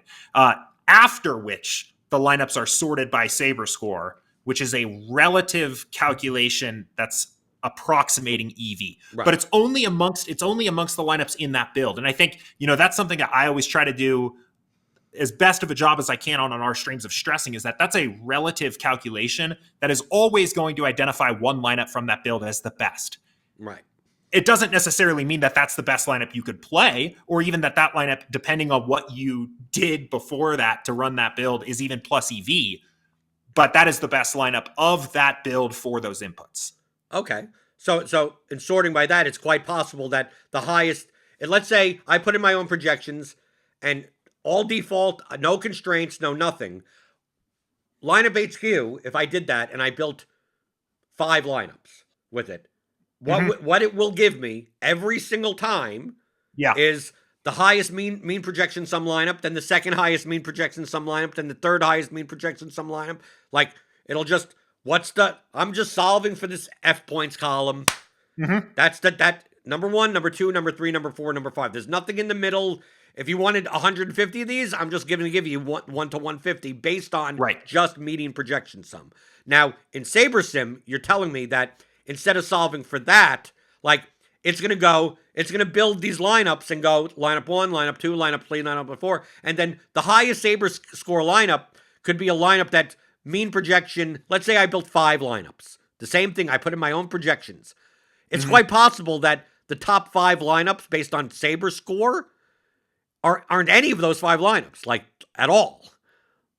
Yeah, and if you ran that repeatedly, you were probably going to get a different set of 5 lineups every single time because the sims were selected differently each time. Right. So it's quite possible that the 5 lineups that I run on SaberSim, lineup 1 has a, let's say on lineup, if you do just linearly, lineup HQ, whatever, you do it in Excel, whatever the fuck you want to do. The lineup 1 is mean projection sum of 110. Lineup 2 is 109, 108, 106. Obviously, there's points in the middle, but just for us talking, 110, 109, 108, 107, 106. And you go, okay, there you go. Those are the top 5 lineups. They're never going to change because it's just I'm just solving the problem. There you go. Done. Based on your sims, the ownership, the contest type, everything, all that other stuff, you go, okay, here give me optimized for five lineups based on my projections, or even your projections, but mine. It may say that, okay, here are 5 lineups. Here's the highest Saber score lineup. It's a lineup with a mean projection sum of 103. So it's not even part of it's 7 points lower in mean projection than even the optimal linear one. Number 2 is the 108 lineup, the third lineup from that 5 set from before. The fourth one is a lineup that's 98 mean projection sum because the ownership is much lower like that. Yeah. And number 4 is maybe is lineup 1, the 110 lineup. Like number 4 is that in Saber score, and number 5 is some other lineup at 102. Like, but it doesn't sort by. It's not like oh, well, I'm going to sort by mean projection sum. It's just like, nope, based on our Saber score. Here are the top 5 lineups based on that. If you want, hey, you want the top 20, you want the top 50, you want the top 500. Like, it's optimizing for that, and not like it's not saying, for instance, the other way around would be we're going to solve for a mean projection sum of 150 or whatever the 5. Like, it would be different. Let's take the 5 lineup example again, just so everyone that's listening could get a 1-to-1 example. Yeah. So lineup HQ or any other optimizer, knapsack problem solver, 110, 109, 108, 107, 106, 105, whatever. Yours may not even have any of the 5 lineups in the top 5 based on Saber score, but it may have the third. It may. I mean, who knows? Yeah, on a low correlation sport, it might. On a high correlation sport, it will almost certainly not have whatever comes out of, Right, but there's a difference, though. I want to highlight the difference of 1v1. There's a difference, though, because the question I'm asking is, which one does it do? And you're kind of saying that it does the first one, but the second one would mean that, let's say I built 5 lineups in lineup HQ. Same thing, 110, 109, 108, 107, 106. I go to SaberSim with my projections, and then I say, build the best 5 lineups. And then it builds me 110, 109, 108, 107, 106. And then out of those 5 lineups, it says, well, the third one has the highest Saber score. So it's taking my projections, solving the knapsack problem, and then grading, rather than taking my projections and then solving the Saber score thing, and then it's just displaying a mean projection. So there's a difference between optimizing for mean projection and then grading, and a difference between optimizing for Saber score and then displaying a mean projection. So that's the question of which one are you doing? Yeah. So it's neither, sort of. When a lineup first starts, if you were building cash lineups on SaberSim and you turned all of the GPP settings off, it would solve the knapsack problem exactly the same way any other optimizer does. Right. So for GPP specifically, it is taking a subset of sims and setting players' projections to those values. And for the very first player entered into the lineup, a lineup is built player by player in the actual solver. It resembles what another tool would be doing. It's picking some player that has a very high raw point total relative to the salary and entering that player in the lineup. But from that point on, every other player in the pool is having their numbers change based on their correlation, right, primarily to that original player. And then the lineup gets constructed from there. So it's not optimizing. And to be completely transparent, I don't have a completely intimate idea of how the actual solver works. This is being somewhat general here because that's the limit of my knowledge on this. Right. But the Saber score is purely a grading method that only happens after. So nothing is optimized for Saber score. It is lineup is built. So to be clear, so if I were to build, for instance, I'm using an extreme example. I went into SaberSim. I put in the worst settings possible. I want 150% of the 12K injured player. Yeah. I'm going to change the projection of this guy to 0. I'm going to build like the de facto fucking garbageous lineup possible. Yes. And I want 150 of these garbageous lineups possible. Like it's the Saber score, it's going to still show like, oh yeah, this Saber score is 1.31, and if you built a great 150 set, this lineup has a 1.31 also because it's the best relatively in your set. The best is always 100, so it's normalized. Yeah, right. So yes, your terrible build that you've done your best to completely ruin, you will still have the best lineup in that pool will be listed at 100. Okay, so you're telling me that you're not scoring lineups individually. They're scored individually relative to the other lineups. Well, that's what I'm saying. No, I'm not saying. How about individually relative to all the other lineups? I want the great. You know, you could do it. You have the lineups. If we did, the challenge there then, is building every single lineup. Take the subset of lineups that are going to be most You have the ownership. You do your own ownership. The fact that you have an ownership percentage means you're already running that, right? I can tell you may not. The fact that you have an ownership, that if you can calculate an ownership and you're doing it algorithmically, you can't tell me that you can't generate a set of 220,000 milli lineups that are going to be representative of the field, and then be able to grade those lineups and then show me what the grades are. Yeah, at this point, it'd be a contest simulator is essentially like what you would have there. Yeah, but you're Saber scoring it not based on a contest sim. No, the Saber score is based on Saber score is how well did we do.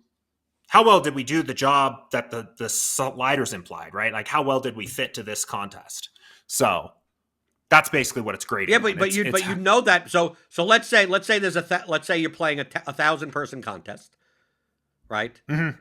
Okay, and then you have the ownership for that. The projected ownership. Well, you don't have the actual ownership, but the projected ownership.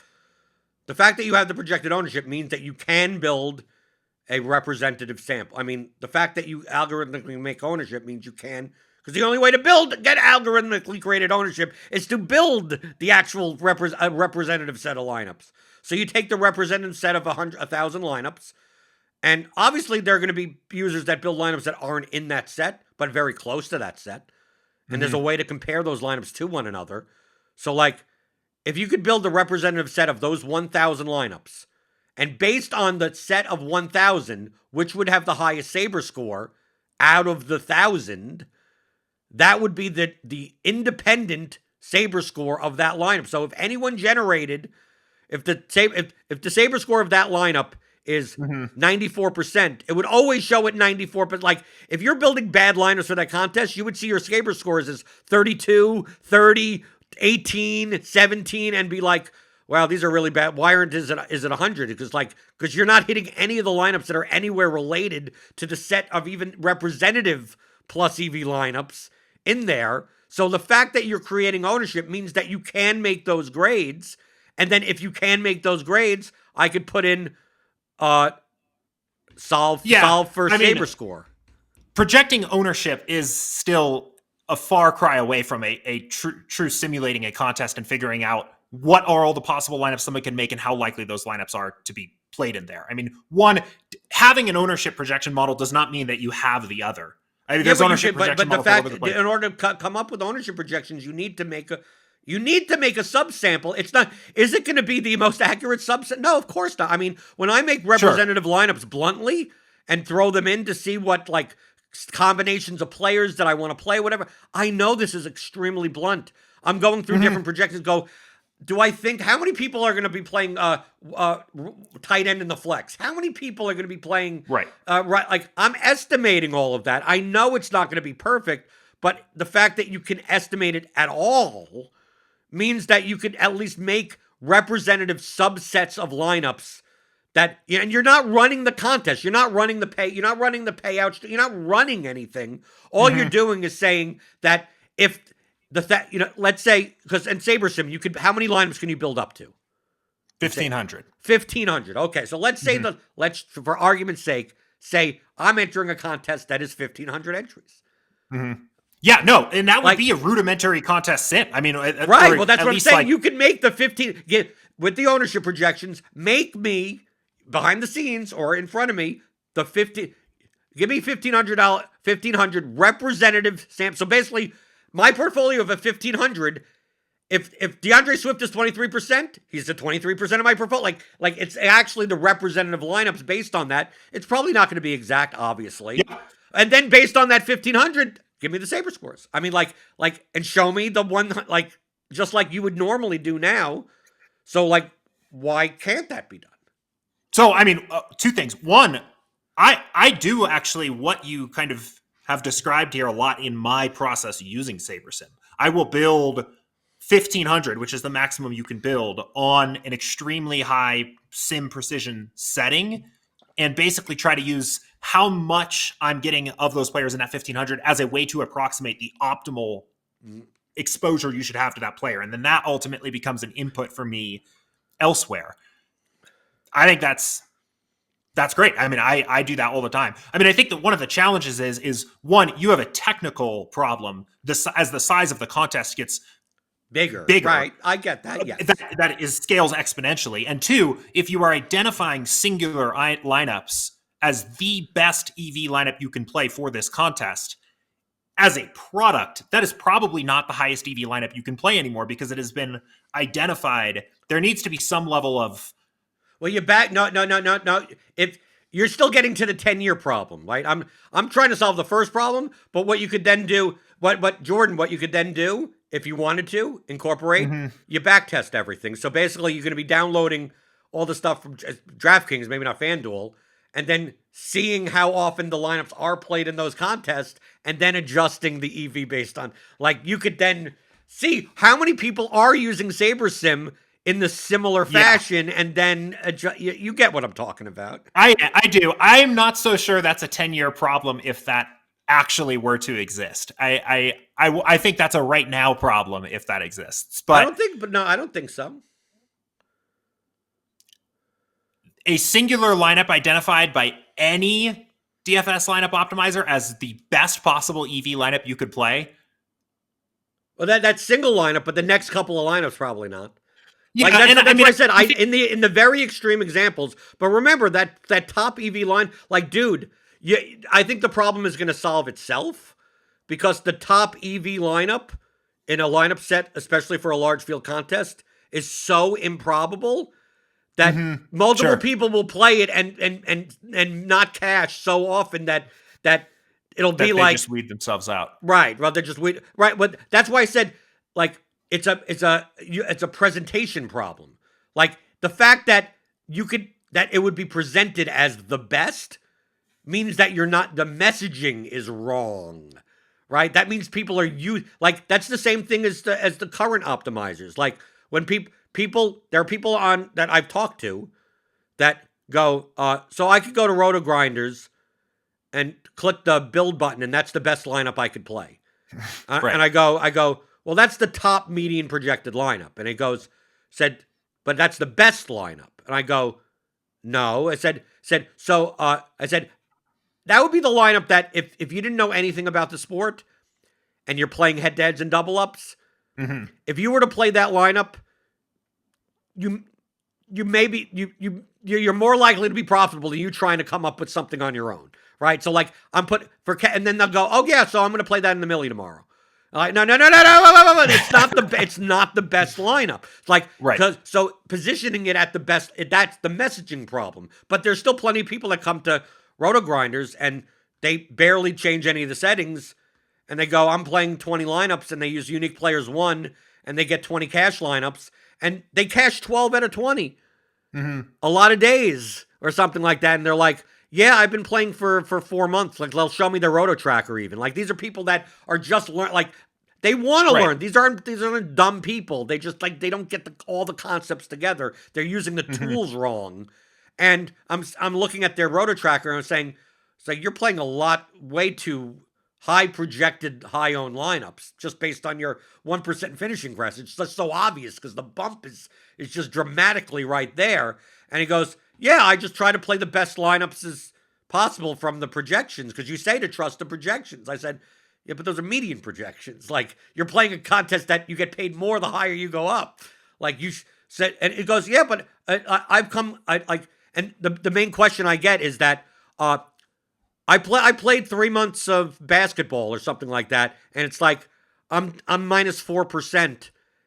Like, I haven't lost that much money, but I've never had a top 100 finish, which is based on how they're playing. It's representative of that. Like, yeah, they're getting a lot of lineups to cash for 1.5x, and they're bleeding to the rake, and they're never coming. Like, and it's like, well, because you don't understand that median, like just building a whole high-owned median projected lineup in GPP is negative EV, especially with if enough dumb people and there was no rake, yeah, maybe that could actually be profitable long term. So to me, that's a messaging problem, not like if too many users are using it that way, then it's not a failure on the user, it's a failure on the on the people behind the product.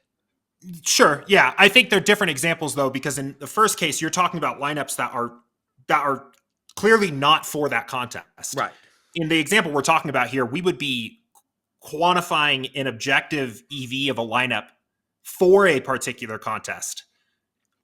How else could you even position that? No. I mean, that would be. No, I think that here's an easy way to solve it.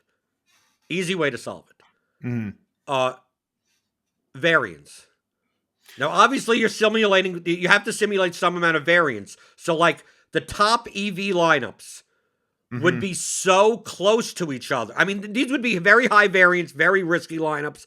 These are, these are stuff that you may not even see these lineups. You probably, if you generate the top 1,000 plus EV lineups, it's most likely none of the 1,000 will even appear in the millie content. Like, we're using the millie NFL as an example. Right. It's most probable that literally 0 of the 1,000 will even be played in the contest without even sharing this information, because they're so high variance, and they win the millie once in a simulation, and then like it's a 56-0 game from the 28-point underdogs that win type of game. That once you put in, if we just smacked, let's say we just smacked 5% randomness, just smacked it a little, like the best lineup and the 5,000 bet would practically be the same. So you would never have to position the best lineup as the best lineup. You would say, based on our simulations, that the range of best lineups is so like that there would be no best. Like, this was 0.0001 more than the other lineup, but once you smacked it with fucking 1% randomness, the first lineup and the 4,000th lineup could switch places. Right? So once if you just smack it with just a little bit of variance at the end, like you'll never have the issue where this is the de facto best quote lineup. Yeah, and then I think you're getting so close to what we're doing now, but all you're doing is we're just saying it's like. Well, I'm saying to optimize for it. Like what I'm condoning for is that if you have the ability and you're positioning yourself as we build winning lineups fast, we crunch the numbers, you don't have to spend all day, and we have the ability to grade a lineup, right? We have an EV proxy and a standard deviation proxy. Like why can't I just optimize for those? Why can't I optimize for that? Like why? Like if you could build like I understand the fact of the relative portfolio stuff. Like I understand like grading your lineups based on the relative. I understand the value of that, but the fact that you have a score like that. Why can't I compare my portfolio to the representative set of lineups that I should expect to see in my contest and then compare the two portfolios to each other and go, okay, here's the 10,000 lineups approximated. It's based on your ownership. Obviously approximated. And then you'd have some type of correlative value of like, it's this lineup, but with one different guy. It's close enough that the Saber score would be slightly different. Like, and you go, here's the 10,000 lineups. Now, we're going to do the same. Imagine we imported the 10,000 and just put it right into SaberSim. It would give me this 100% for this one, 50% for that. It would give me all that. So you put that to a side, and then someone else puts together their 150 set and goes like, well, compare that to the 10,000 there. Not what is the Saber score of relative to my lineups? What is the Saber score relative to these 15,000 lineups? And show me that number. And then if you could show that number, you could optimize for that number. Yeah, no, I mean it's an interesting idea. I get what you're saying. It seems technically very intensive, and it potentially over precise to me for right now. I mean, I think again the Saber score calculations that we're getting as relative numbers as compared to the rest of the pool for a particular set of settings that has already been contest simulated, optimized against the contest you're building them for seems really close, which is exactly what we do. But I mean, yeah, I think what you are describing is clearly more precise, like clearly an extra degree of specific. But why I'm saying this is that because then you could take. Then I could take my own projections against it. Like the main thing here, getting back to that trust issue, right? That trust and control. I get it. That'll be the name of the trust and control. Trust. There and you control. go. That's the name. That's a good one. That's the name of the podcast. That's the name of the episode. I get. This is all past. Like this exists past trust and control. But you could still, if you had one or the other, would still help. You just have to message it correctly. So, for instance, if I trust your projections completely, and I have a control problem, that really just comes down to then do exactly what I'm talking about. Give me the Saber score. Let me optimize by Saber score, but then let me put in my constraints and be like I just want the top Saber score lineups in comparison to the field, right? Not relative to my own portfolio. And I want 10% Karl Anthony Towns, and I want to lock in Bradley Beal.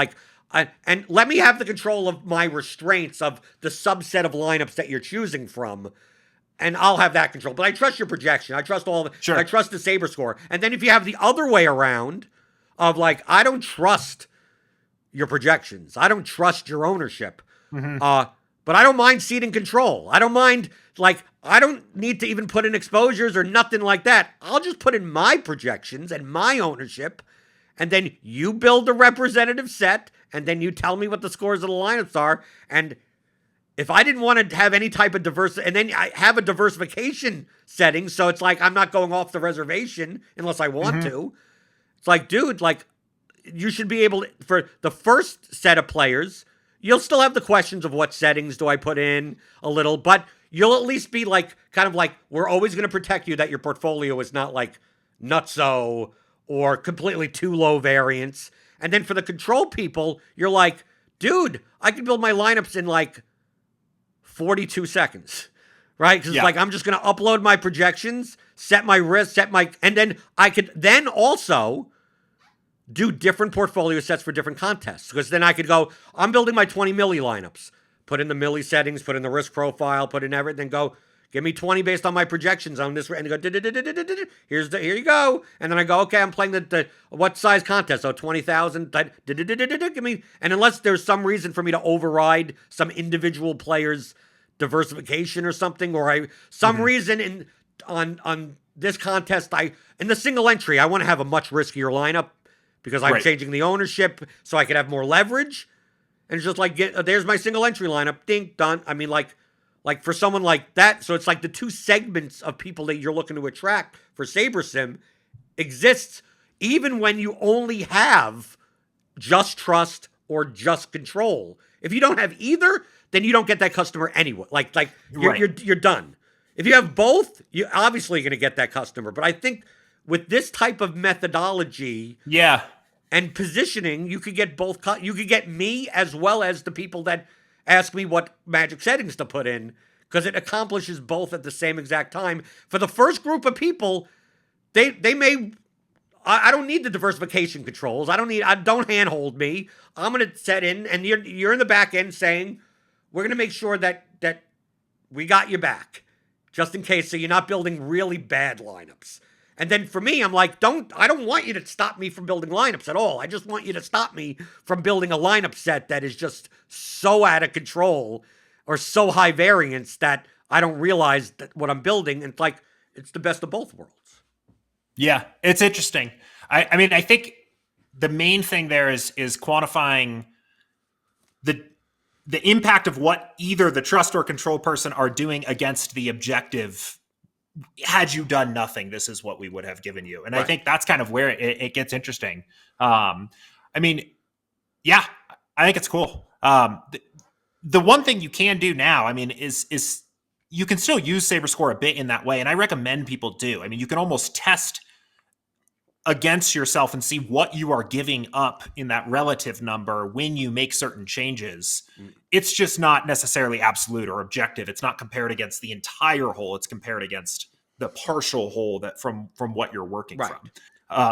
But that's how I teach people that watch office hours to think about diversification as it is actually look at this relative SaberScore number and see what you are sacrificing in that as you lower your exposures as a blunt tool of getting more diverse and go through that process. It's exactly the same way that I teach. But what essentially I'm saying to you is like, Jordan, you have a process when you build your lineups. That of course contextually based on the slate, the variables may change a bit, but you have a general process. I'm going to do this, then I'm going to do this, then I'm going to do this, then I'm going to look at this, I'm going to compare to that, and then I'm going to do this. Right? Like it's some type of process like that. Right?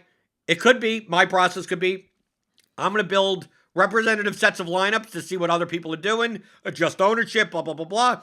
Build 3,000 lineups for me to choose 50 from. And like it's always going to be some type of process the way it is. What I'm saying is that in the podcast that I'm listening to is like, you're solving the problem of like, diversification settings and not solving the problem of, I do steps 1 to 5. You do steps 1 to 5. Why don't we just get you to 5? Like, why don't we just literally eliminate, like what you said of like, you'd run a test build. It's like, well, why don't you just run that for me and compare it for me? Yeah.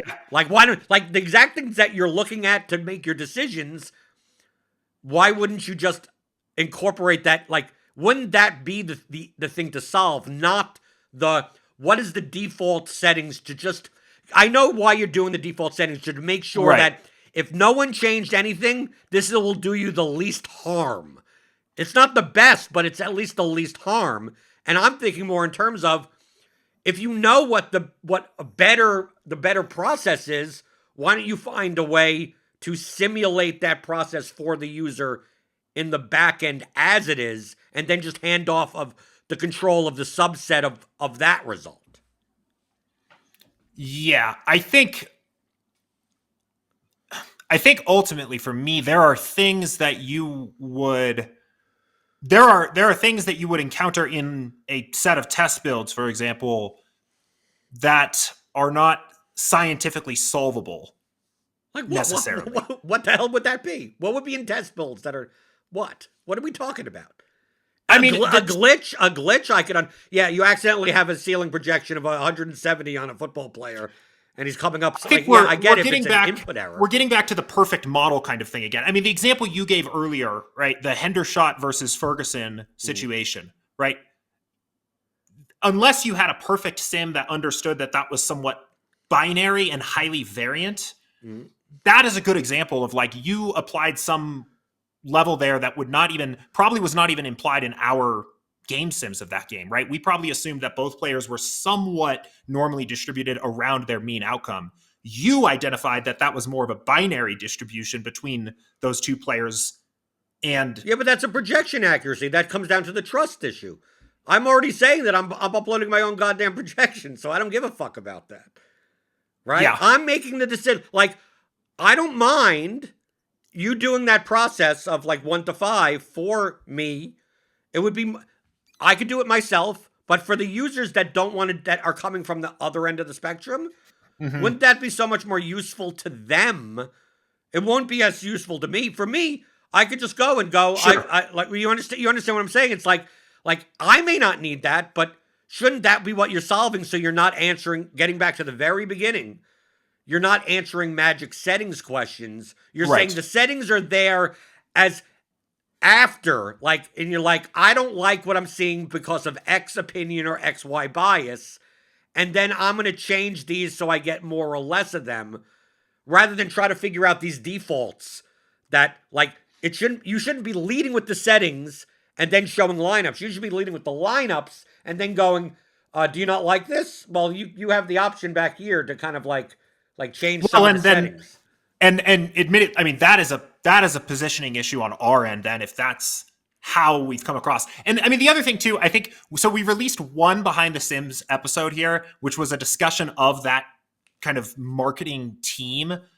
And I think Behind the Sims working as like a, here's what's going on the model side as we're building out models, functions a little bit better than on a positioning content side of things, because hearing people talk through how to create content sounds like content.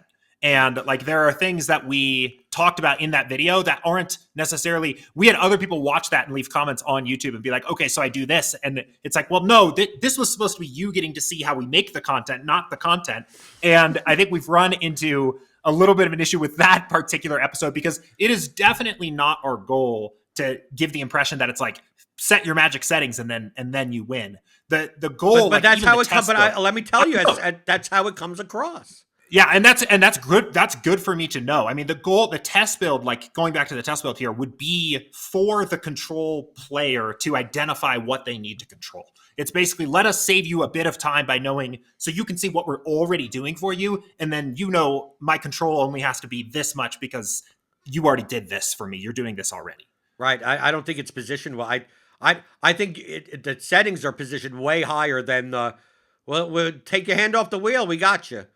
Type of thing. And if you want to upload your own shit, we got you there also. Like, I feel like we're always looking in your best interest, and we're always calculating EV proxy for you and de-risking or increasing the risk of your portfolio. Like, to me, that the positioning of like the Clippy guy in Microsoft, like, I'm here type of thing.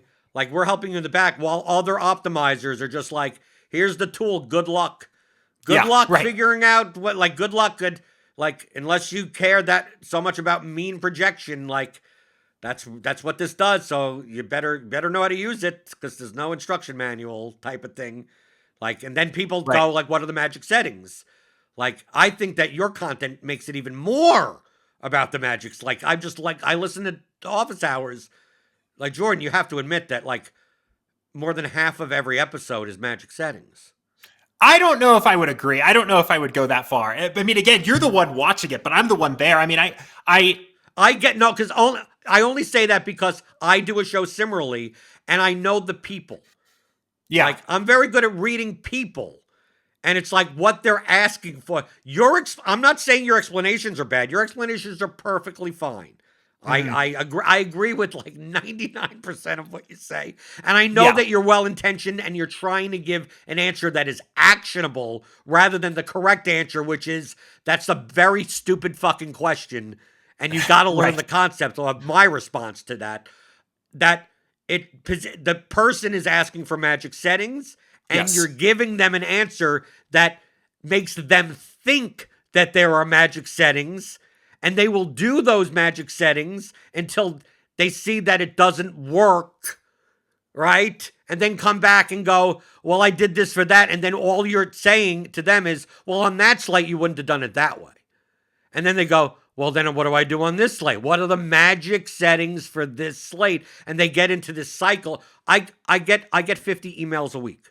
Okay, so like I replied to tons of, and I reply to everyone pretty much. I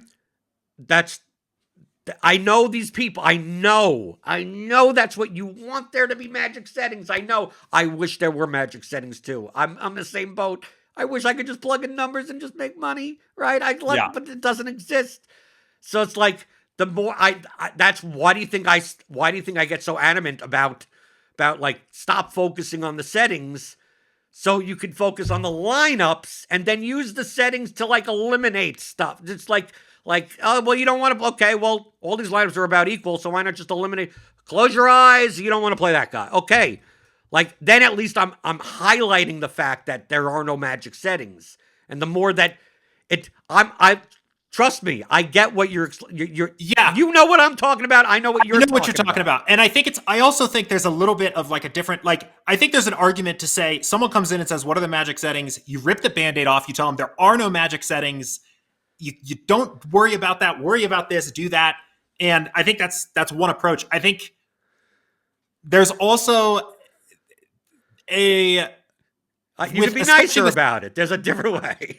I think with SaberSim in particular, too, sometimes these questions are so low risk that I found the easier way for that person to get the point is to just give them this, like, tell them like whatever they're looking for on that particular slate and let them understand over time in our community why they don't need to do that. Right. And in some of the more evergreen long form content, why, like how to actually start thinking about correlation and diversification and ownership and those things for themselves. Because the other thing is, we do office hours for an hour every day and often answer 15 to 20 questions. I mean, you have to pick how much can you accomplish in a 5-minute answer when somebody's asking you about the magic settings. Right. No, and this is on the content side. I mean, it's challenging. I think it's tough. But I don't know.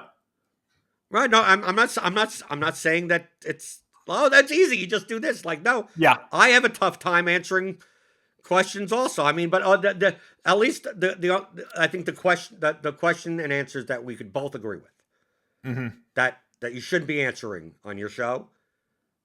What are the locks? Yeah. That's my favorite. I've been making sure to just give one stone cold lock at the end of every show recently, just to appease everybody that's been sitting around for the whole hour waiting for it. So right, I do that shit sarcastically when I'm on Grinders Live and people want me for a home run call. So I said I'm going to go into my crystal. I'll show my crystal ball on my screen. I just load up the fucking bat projections and whatever has the highest home run column thing. And there you go, Aaron Judge. And they go, that ain't a bold call. It's like because I don't predict. What the fuck are you asking me? I don't know what's going to happen. Don't look at me. I like the optimal captain for Showdown. I think that's a fun one because you can pick anybody. You can that one, and there he is, and send them on their way. Yeah. Okay, so at Jordan M Chand on Twitter. DFS Office Hours on the SaberSim YouTube channel. In talking to Matt, I think Matt's been working on possibly something that is related to what I've been mentioning, and if that comes to fruition. Maybe I've added another tool in my arsenal, right? Yeah. I have no problem in admitting and going, if there's a tool that's good that I could use, then I'm going to use it. I'm not saying I'm going to use your projections or ownership, but if the tool could do something that I could start in Lineup HQ to build lineups, put it into my Excel and sort out stuff from there, and then throw it lastly into SaberSim for de-risking, like I have no problem paying you guys. I pay for everything else around the industry, so there's no problem.